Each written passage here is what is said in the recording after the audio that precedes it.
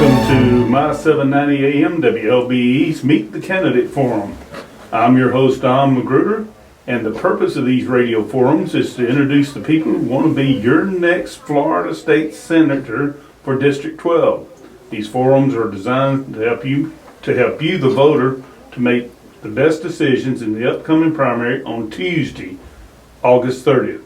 Our goal is to be informative and not provocative, so that you can hear their real answers in with unfiltered media bias.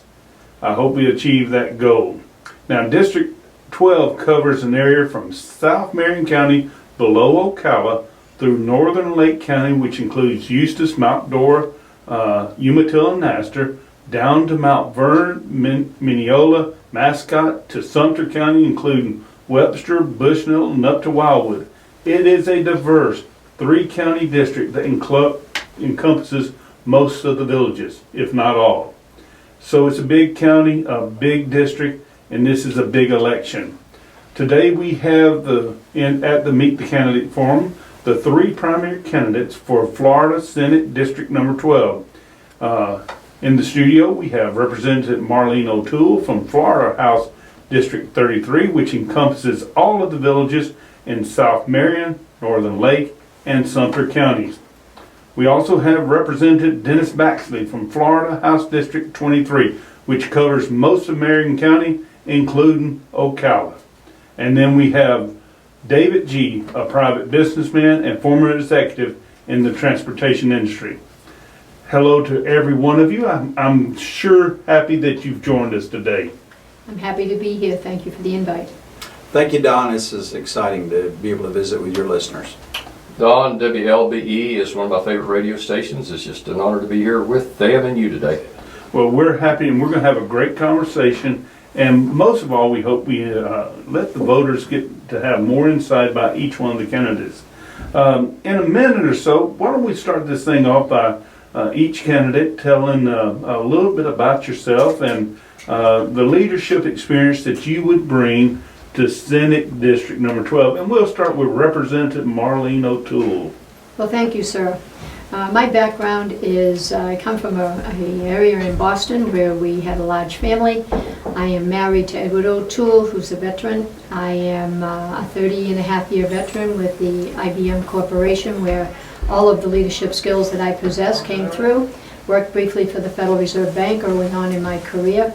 I've been serving in the House now for a total of 8 years. I've been the chair of education. I've been on finance and tax, government ops, etc. And now I'm running for the State Senate, District 12.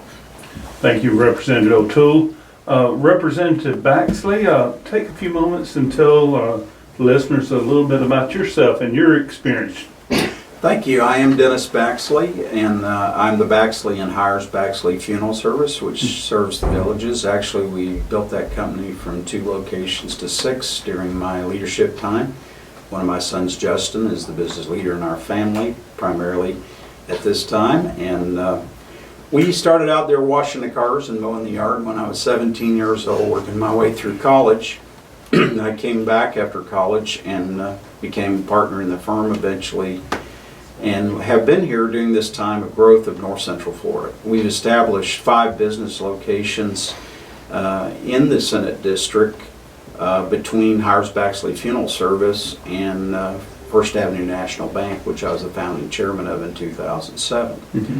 So we've actually created jobs, built opportunity here in the district. Also, I have had 2 tours of duty in the Florida House. I was back 3 years and was Executive Director of Christian Coalition of Florida during that time. But in the House I was able to serve in 4 different leadership groups, with Speaker Rubio being Speaker Pro Tem for him, being kind of the highlight of that period. And now I'm anxious to go down to the Senate, where there's only 40. Thankfully we have a little bit more pull if we can get down in there and help our constituents more. So I'm ready to serve. Well, thank you, Representative Baxley. And Mr. David G., why don't you tell our listeners a little bit about yourself and your experience? Well, thank you, Don, very much. And I am David G. A lot of people say David Gee, but we pronounce it G, like G Whiz. And first of all, I'm a follower of Jesus Christ. I love my family that consists of a son, a daughter, their spouses, and 6 grandchildren. I was born and raised in West Virginia by a single mother in very poor conditions. It's also where I was humbly taught the love of God, the importance of family, being a man of my word, and having a strong work ethic. I am one of many who was able to live the American dream, knowing that with hard work and dedication, anything is possible. I want to keep this dream alive for generations to come. I believe strongly in upholding the Constitution, including the right to bear arms. I am a conservative Republican, I'm an entrepreneur, I'm an investor, a capitalist, and a book author. I'm a successful businessman and a proven leader. My word is my bond, and you can take that to the bank. Well, thank you very much. It's nice to get to know each and every one of you, but we're going to dive in some real questions, and I'm just sort of going to rotate around the table. First off, Senate District number 12 is a big district, it's a brand new district. And where you live has a lot to do how you relate to people. Talk just for about a minute about where you actually live and how do you relate to this district, and so that the people know that you're a part of the group, I guess. Representative Baxley. Thank you. I feel like I've come full circle. My grandfather was born in Whitney out here by Leesburg, and he was a citrus man, and that's my childhood was coming here to when citrus and cattle was king. My mother was raised on a farm over here at Oxford, so I'm a 5th generation Floridian. Since coming back, most of my work has been in the Marion County area, but this region is an area that has always been my home. It's always been where I came back to. I live in the southwest part of Marion County, out in the country on 11 acres. I have opportunity there to kind of get away from all the hubbub, and so the mix of rural life and serving people from all over the country. My wife's French Canadian, so that's what happens in Florida. We meet here and we have all kind of very interesting diversity of the area from people being everywhere. So that's my footing, and I think that I have a good sense of the history of the area and have roots here, but I also have a good sense of the mix of all the newcomers that have come. And we love serving villagers with our funeral homes, and we love serving through our bank. And this is just another legacy of service. Okay. Mr. David G., talk a minute about where you live and how do you relate to the people in the new Senate District 12? Well, Don, I'm happy to do so. And again, I'm the outsider, never served in public office. And one of the defining benchmarks in me determining if I would put my own money into this campaign was, could I get enough grassroots help to get our petition signed? We had to have like 1,552, and I told the people that encouraged me to run, in fact they drafted me, if they didn't help me get my petitions, I was not going to run. Mm-hmm. So where did that help come from? Well, it really came within Sumter County and primarily in the villages where I live. And looking back over my life in the villages over the last 8 or 10 years, I've been very active in several different clubs. I play softball, I play pickleball, I play water volleyball right now. I've actually started several clubs in the villages. One of them is called the Good Guys Pickleball Group that I started about 8 years ago. We've got about 120 men in there. I've started recently, within the last year, what we call a private investment group. People that will want to come together and look at private equity opportunities. So, and then the other thing I've done is been pretty active in the Tea Party and also in my local church. So I'm very involved in our community. Good. Representative O'Toole, same question for you. District 12 is a huge district now. And where do you live and how do you relate to the people in District 12? Well, if you look at, well, let me start with when I got here. I was on my way to Atlanta for a 5-year assignment, and my husband and I decided to look for some retirement communities, and we looked from Miami all the way up into Atlanta. And he decided we were going to come to this place called the Villages. At that time, there was 10,000 people or less. So we bought the land in 1990, we built the house in 92, and I retired. My husband came in 92, I retired full-time in 97.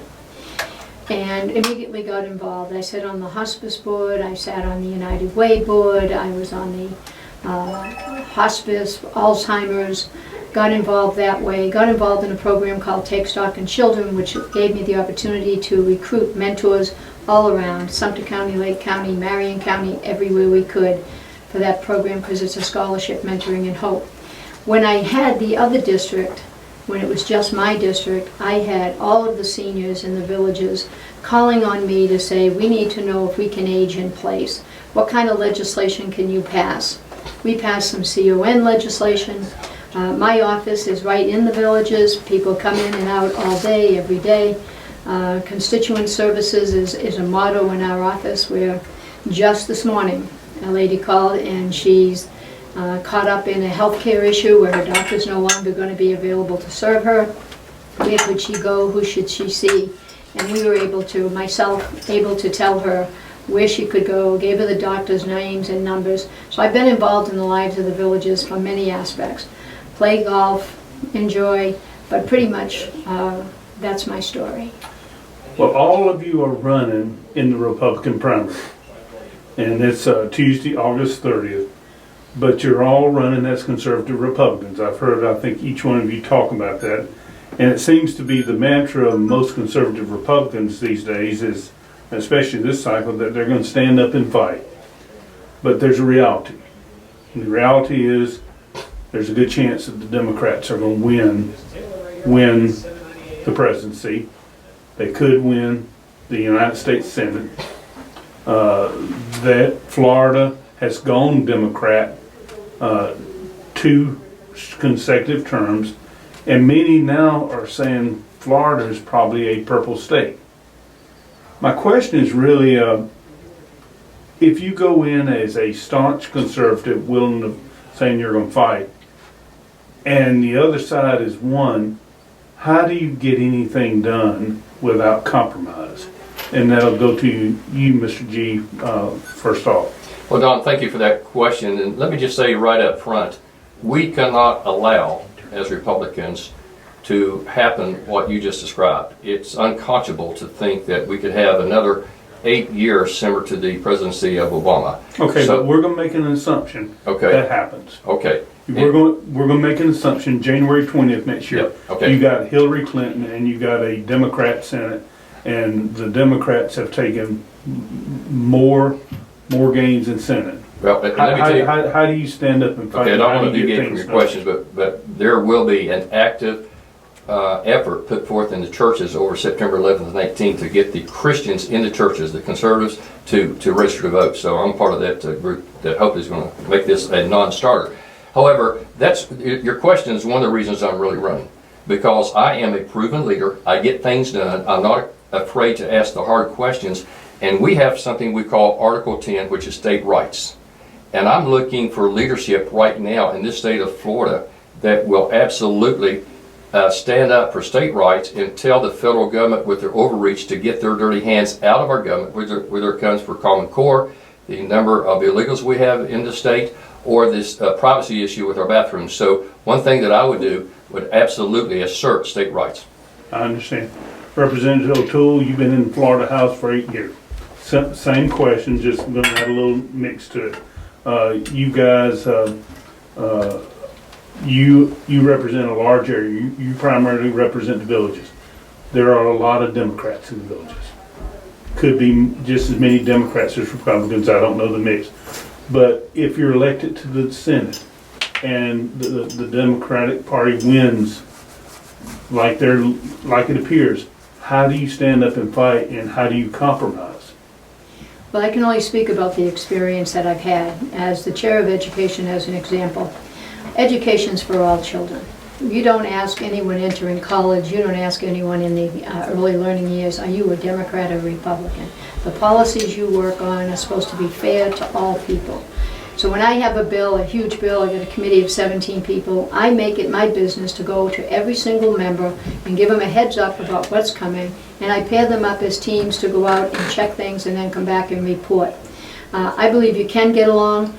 There will be philosophical differences that we absolutely positively will draw a line where you may want the gun to go away, I don't want the gun to go away.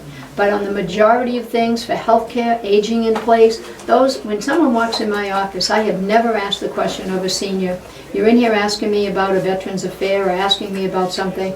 I don't ask you what your political persuasion is, because I think there's more in common than there is opposite.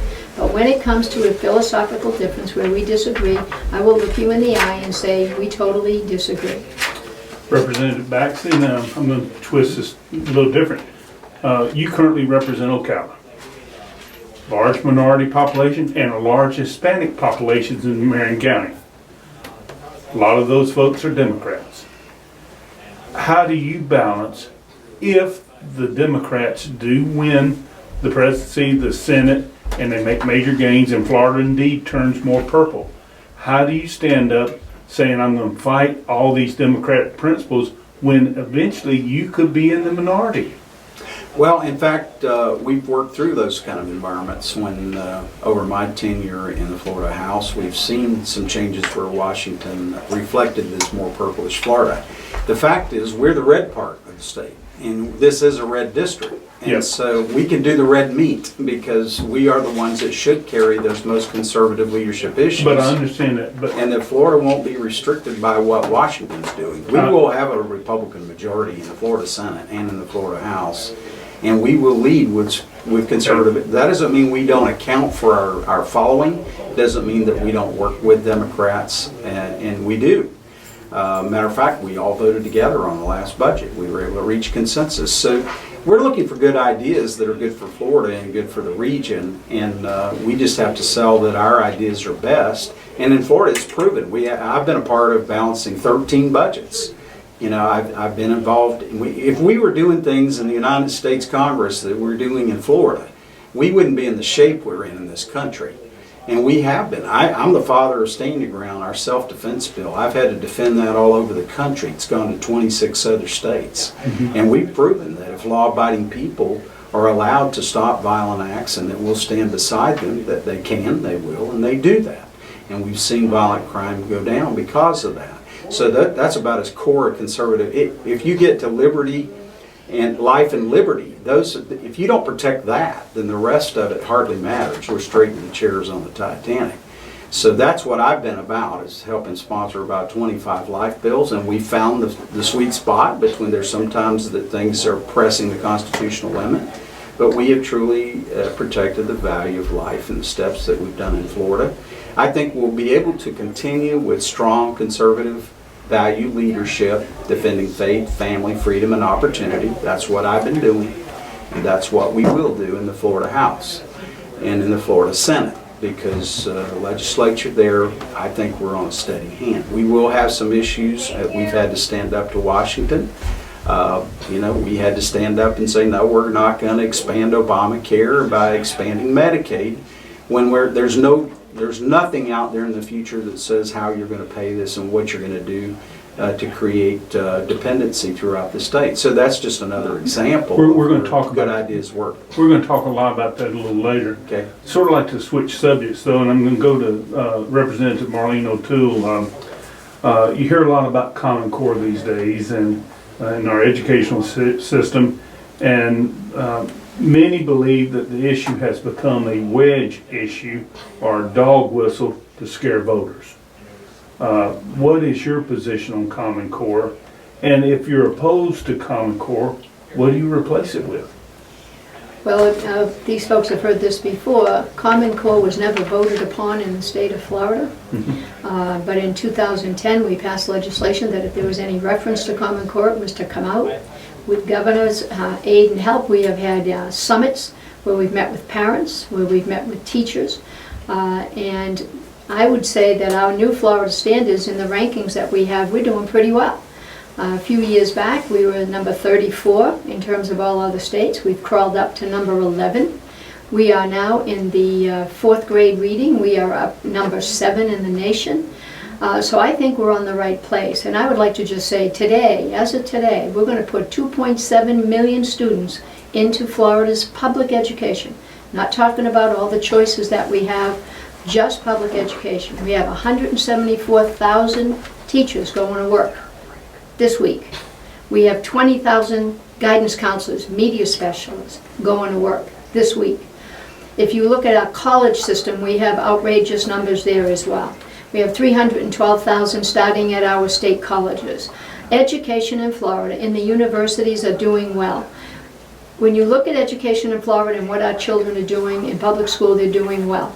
If I'm a parent and I want to put my child in private school, I have more choice options today than I've ever had. We have Florida Virtual School, we have homeschoolers, we have a number of issues. We've even, in some of our poorest sections, made a rule now that says, if you want to take your child to another zip code, let's say you have to live in an area, perhaps you're living with family that's not in the best condition, but you want to bring your child up to Tiberi's elementary school or another elementary school, you can cart your child up there. Before, you had to negotiate with principals and so forth. Parents have choice today, and I would encourage them to understand all of those options. But I believe Florida's on the right track. Representative Baxley, Common Core is a dog whistle. So you hear it a lot of people are voicing opinions. You hear some teachers say they like it. In fact, a lot of teachers say they like it.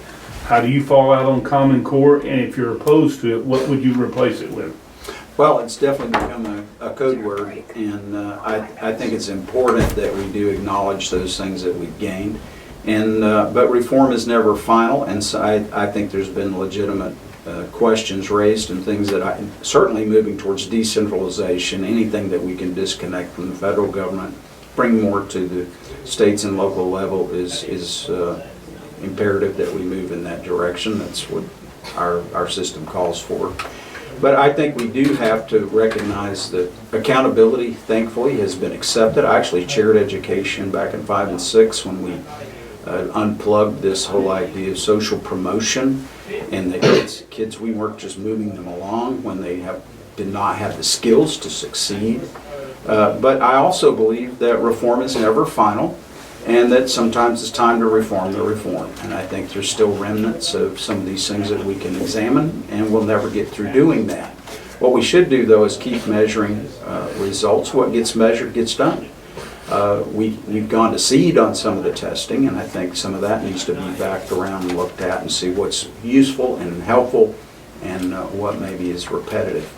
I also think curriculum choices, some of the things that have crept into curriculum really may or may not have anything to do with the Common Core code, but I do know that they're offensive to my understanding of America.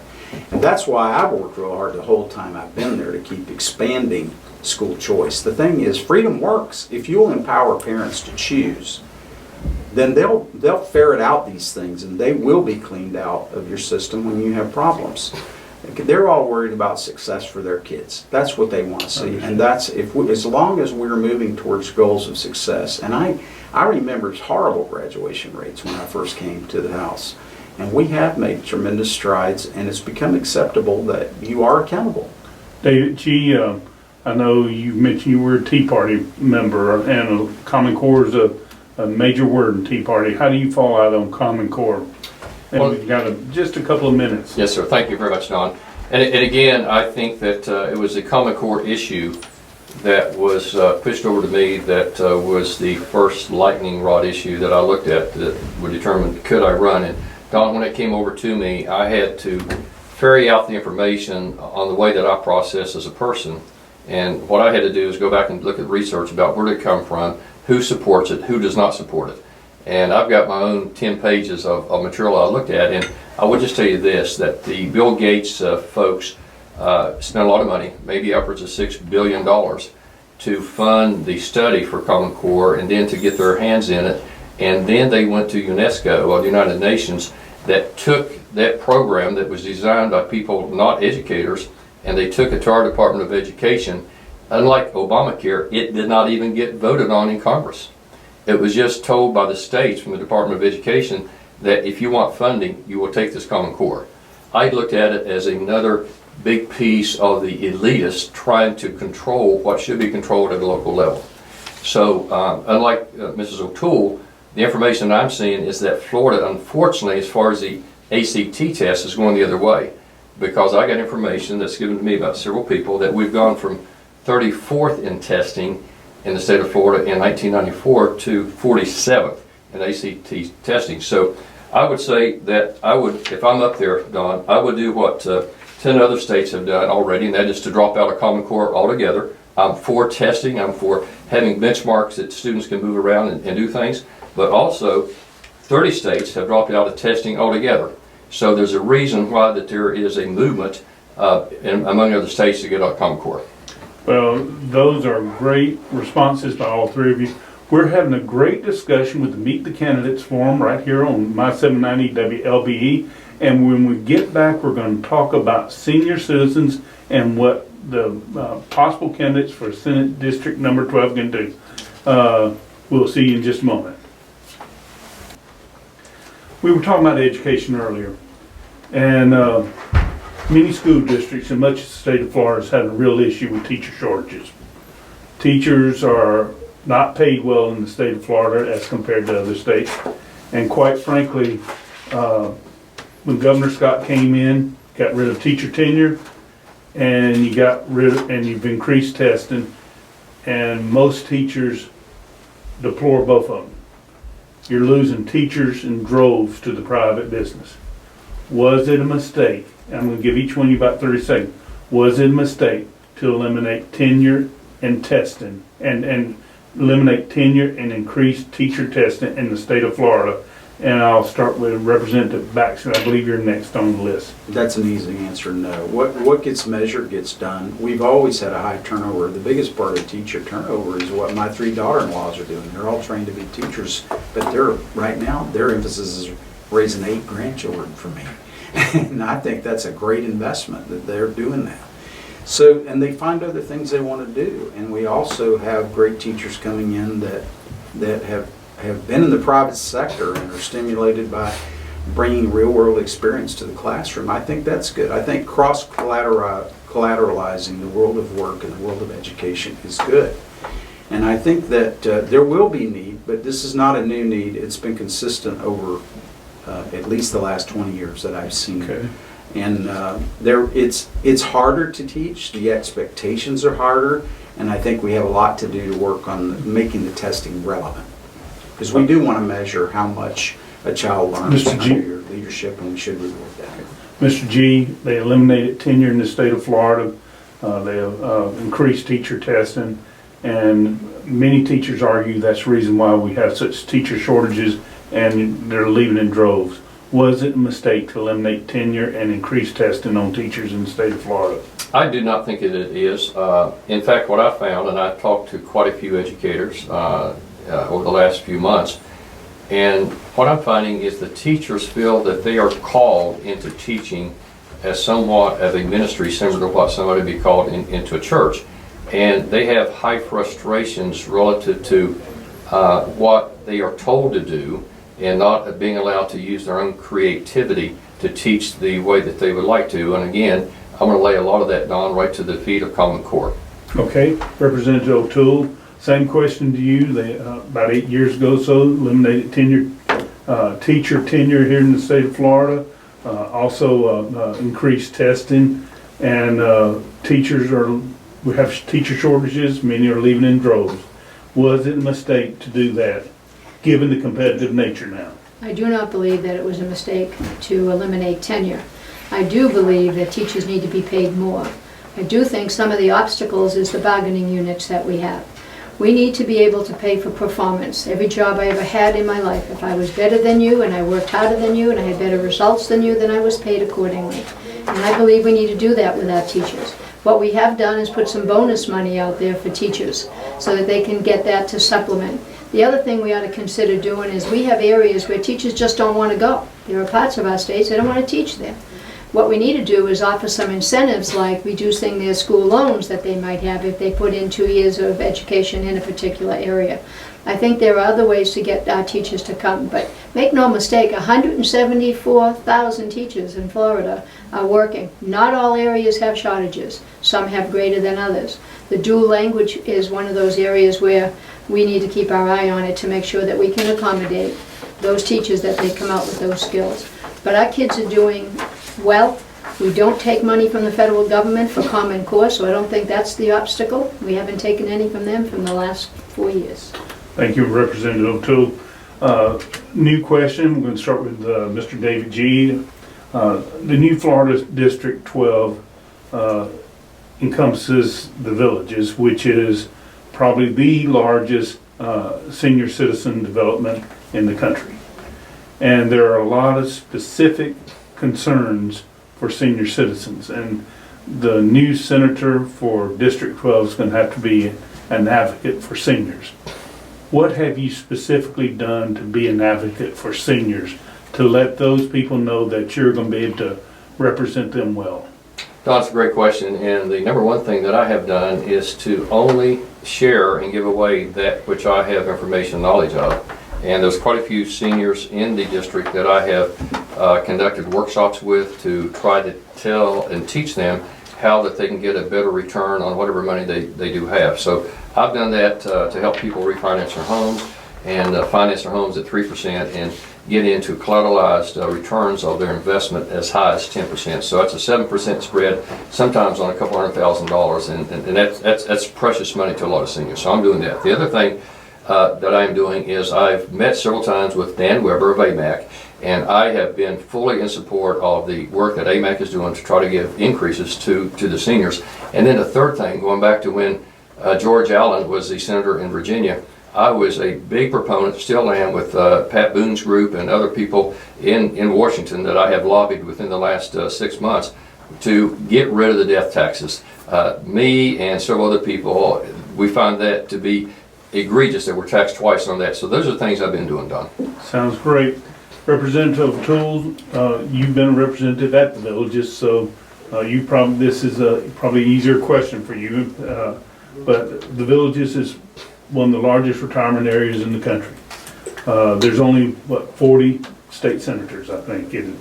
And this is going to be a large district and primarily representing one of the biggest areas for seniors in the country. What are you going to do specifically to make sure that you're an advocate for seniors in Tallahassee?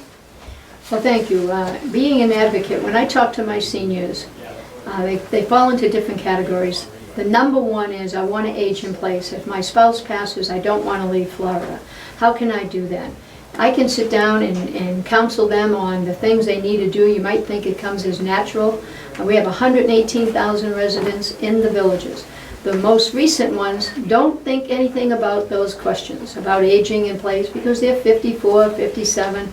And if you get to the east side, their questions are, should I get a reverse mortgage? Is that going to help me? My husband passed away. I'm 90. I'm 82. I'm 87. So a lot of the kind of questions that they would probably go to a professional for in the past, they now come to our office for.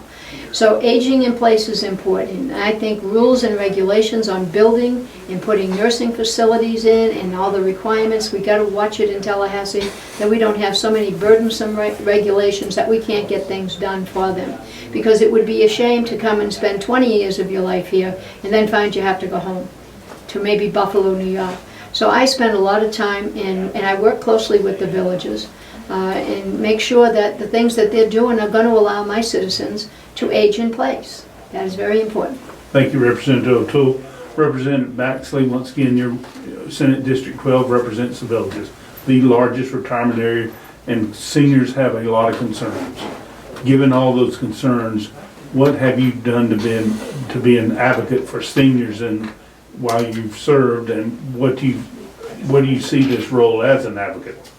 Well, I think the first thing you need to do is keep taxes low and keep costs predictable, because everyone's concerned when they become situated on a fixed income, no matter what that income might be.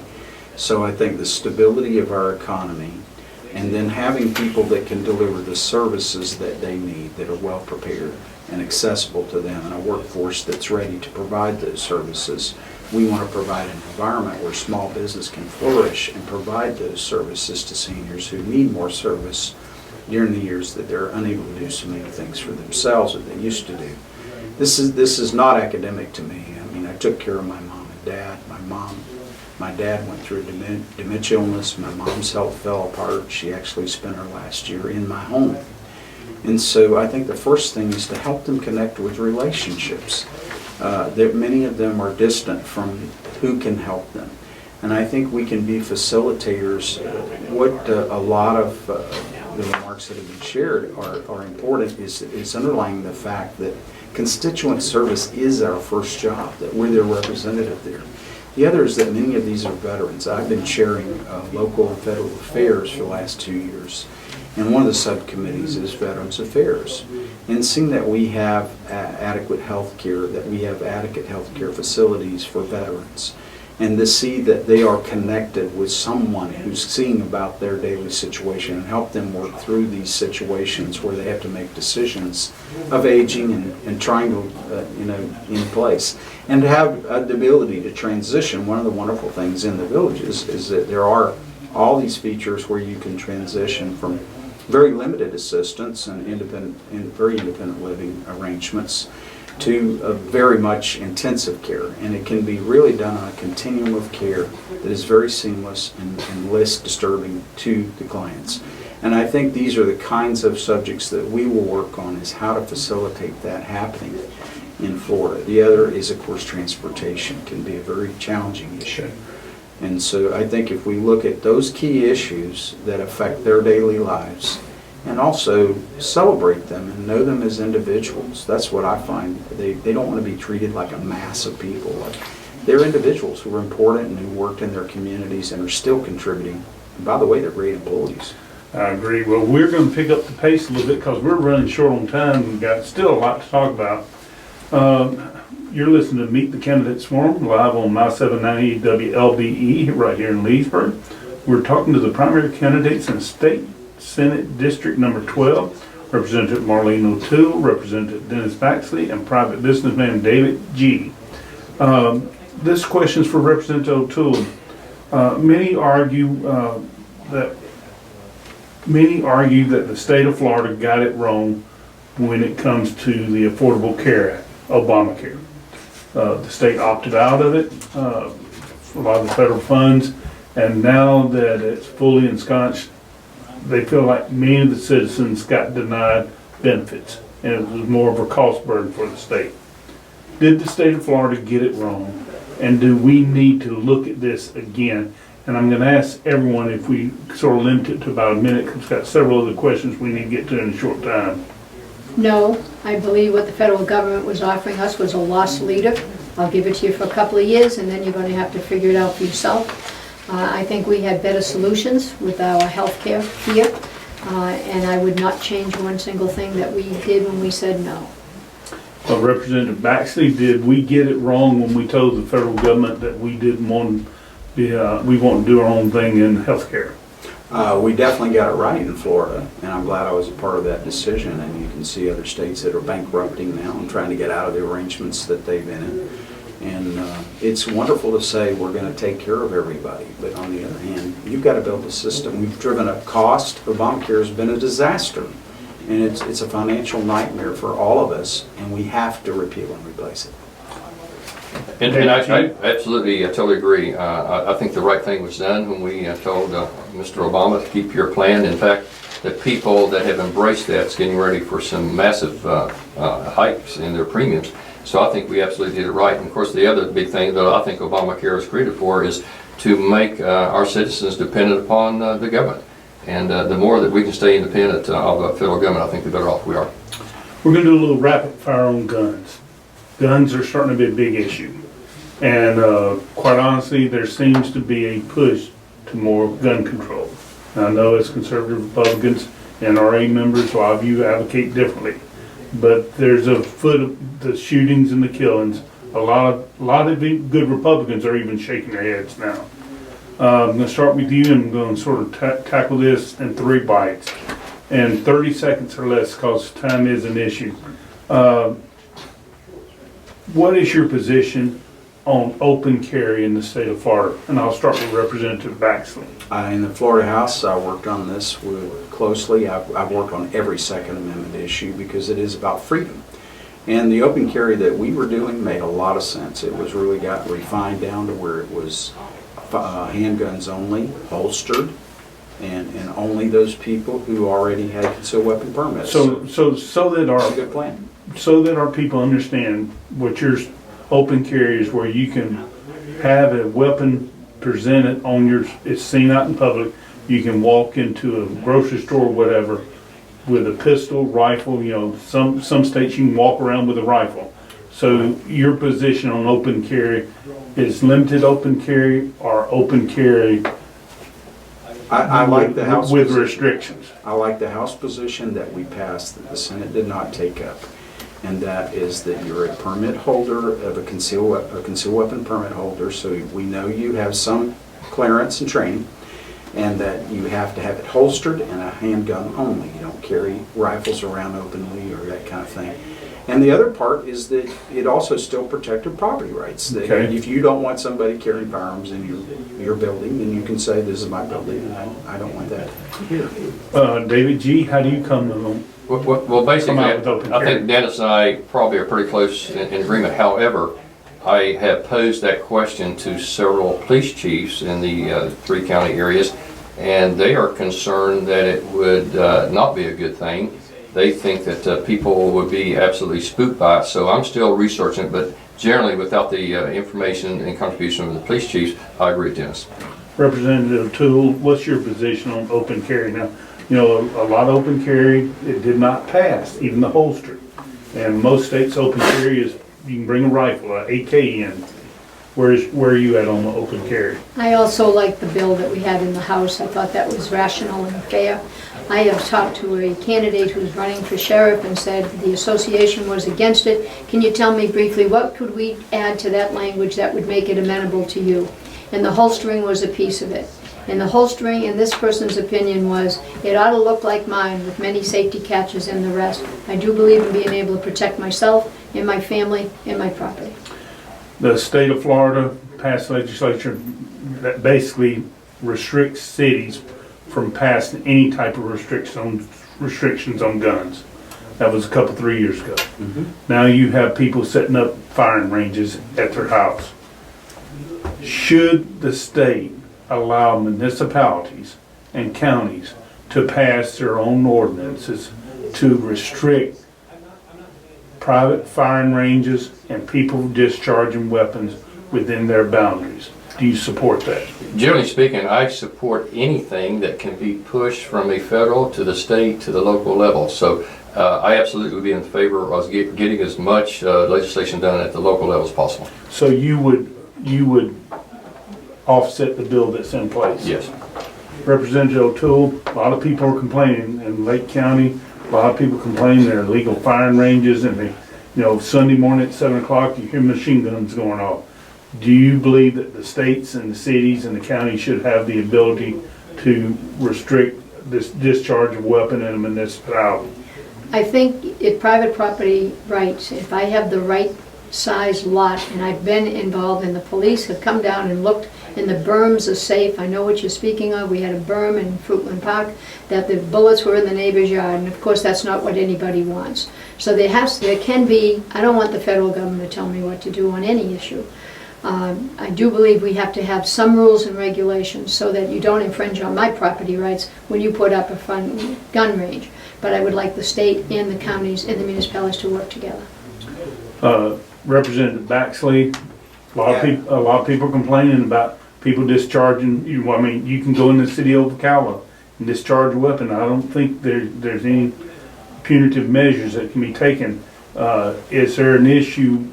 Should that law be changed where local municipalities can govern where firearms are discharged?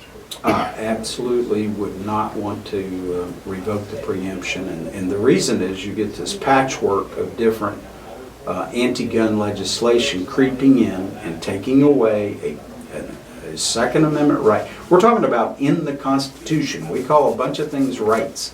This says this is a right that shall not be infringed. I think that's pretty clear. And to allow local governments that are anti-gun to write up stuff and make a patchwork of patterns, when this is a constitutional right, and whatever we do with it, we should do at the state level. This is the state authority. And matter of fact, we did deal with backyard gun. There's none of these issues that we can't deal with. But we had this same thing with cell phones and other things. You can create such a patchwork of local ordinances that anybody that operates statewide or drives down the interstate can't comply because they're going county to county and they're violating something. Okay. So some of these things need to be covered by preemption. I'm generally a great protector and have been recognized a great protector of local control. But some of these things do need statewide preemption, and I think this is one that's very appropriate. Marlene O'Toole, if someone were on the terror watch list, should they be able to get a gun?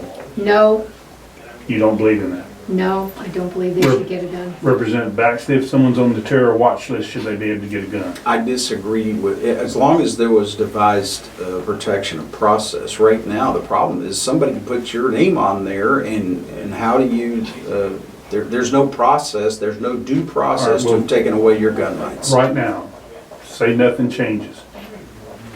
Do you support the way it is now that should someone be on terror watch list, not be able to get a gun? No, I don't agree with that. I think there should be a due process if you're taking away someone's gun rights. And David G., how do you fall out on the, Well, I absolutely believe that they're on a terror list. They should be put on there for an absolute reason with due process, and I do not think that they should be allowed to own a gun. okay? Representative Baxley, we're here in Central Florida. South Florida's already got Zika. I could only imagine what the Zika virus would do to tourism around Orlando. We've just got about 30, 40 seconds each. What should the state of Florida be doing about Zika? I think right now we need to speak with one voice. We need to get in behind Governor Scott and the plan that the Surgeon General has laid out. We do need to continue to press for some leverage with the national government on this being an epidemic potential that we want to block, and of course the outcomes are very concerning. Okay.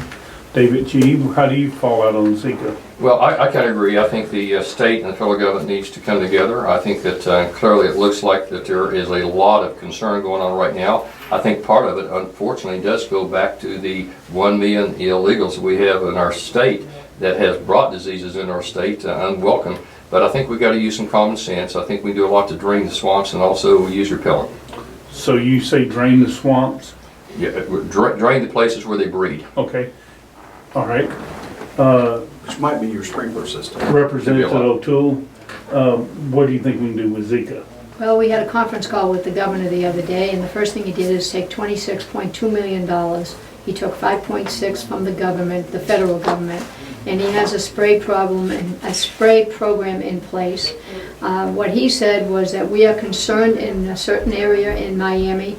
He wants education to go out from the Surgeon General speaking about keeping water, standing water away. He wants the community health centers on alert so that they can bring pregnant women there so that they can be checked. I think he's got a good plan going, and I would say if anyone's listening to this and you've got a backyard with standing water, get rid of it. Just real quick, we're running out of time, but we've got a workers' comp crisis being created in the state of Florida. Rates are going to go up 19.6% probably 1st of October. The lawyers are now back in the workers' comp business, and it's going to exacerbate an already bad worker shortage. In 10 seconds or less, do you support reforming the workers' comp program so that we can get some relief for business? Must be addressed this session, absolutely, and it's another example of legislating from the bench, creating this 19% problem. Absolutely. We're going to lose more businesses if we don't do it. It should be a legislative, not a judicial decision. It is going to be a legislative issue. CFO Atwater has already begun some of that work, and I've spoken with his team, and that they cannot raise it that much. Absolutely not. We got about 3 or 4 minutes left, and we're going to allow each candidate to take about 30 seconds, and please limit that because we're running out of time, to talk why you should be elected the next senator for District 12. And we'll start with the lady, Representative Marlene O'Toole. Well, thank you, and thank you for having me here, as I said earlier. I think I have the experience, I think I have the desire, I think I have the attitude that says it's about the work and the service, not the politics. And consider me for your next senator. Representative Dennis Baxley. Listeners, you're going to make a very important decision, and that's which one of these three people is the best prepared and does have the proven leadership pattern to be in both in business, in private sector, in family, and in the legislative process to know how to be effective for you. And I think without doubt, if you look at my record, I've touched more things and am more familiar and have provided leadership and demonstrated leadership in those areas that will be essential for the future. I want to be your next senator. Thank you, Representative Baxley. Mr. David G. Thank you. I am the only outsider in this race. It has been, in polling, it shows that the American people are ready for some new blood. I think I can bring passion, I can bring skill, I can bring leadership. I think I am the people or the person that Governor Scott and the Trump team's talking about, that it's time for new people to get involved in the legislative process, and I'm going to do that if so chosen by the voters. Well, I want to thank each of the candidates for a great discussion today. I think this was very informative, and the voters are going to have a hard choice. I also like to thank My790 WLBE for hosting this Meet the Candidate Forum, and we want to give special thank you to the Highway 441 Diner right here in Tavares, 281 East Burley, for providing sponsorship and meals, and we'd like to thank you for listening. Be sure to vote on Tuesday, August the 30th, and once again, thank you all for attending. Until next week, be sure to meet the candidates.